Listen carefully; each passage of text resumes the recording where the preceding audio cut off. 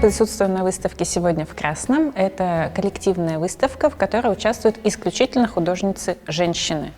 Это намеренный такой ход. Мы немножечко повторяем концепцию выставки «Шляпка-скандал-выставка», которая была у нас в 2014 году, если не ошибаюсь.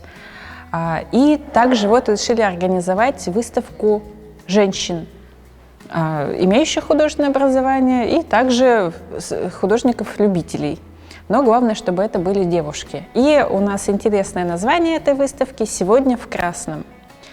То есть все картины объединяет красный цвет. Наша задача как раз была собрать работы художниц-женщин, которые по-разному, в разных техниках и медиумах интерпретируют эту тему.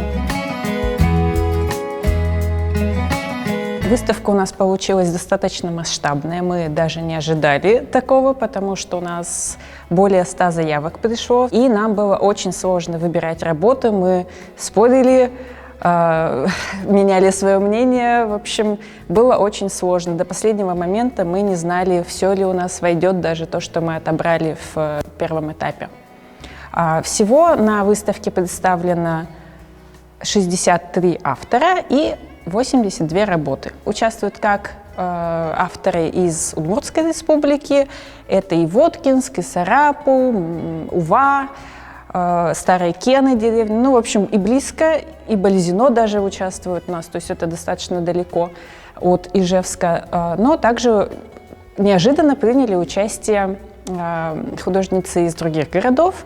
Очень нас порадовали в этом году Набережные Челны, они организованно подали заявки.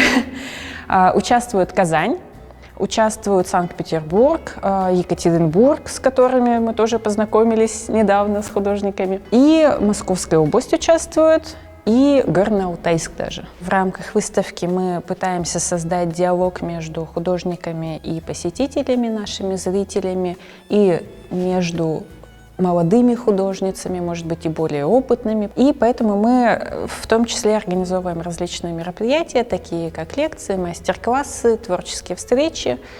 На Ночь искусств будет у нас как раз творческая встреча с художницами, которые участвуют в выставке. Можно посетить и познакомиться с ними. Также я очень рада тому, что на этой выставке нам помогают другие организации. Например, газета «Удмуртская правда» нам оказывает поддержку. И вот такие замечательные цветы нам предоставил магазин цветов «Ежевика», которые украшают зал и также вот соответствуют дресс-коду выставки. И также на открытии этот замечательный магазин предоставил небольшие подарки всем участницам. Мы могли вручить не только сертификаты, но и букетики цветов каждому. Я надеюсь, что наши посетители и посетительницы, и посетители-мужчины, которых мы тоже ждем, на выставке увидят, что Удмуртия, ну и вообще женщины-художницы очень разнообразные. Они не хуже мужчин-художников, они могут делать разные работы, сложные, классические, новаторские, может быть, где-то очень лаконичные, простые. Они способны работать на заданную тему и показывать себя, свой внутренний мир, свое «я» через творчество.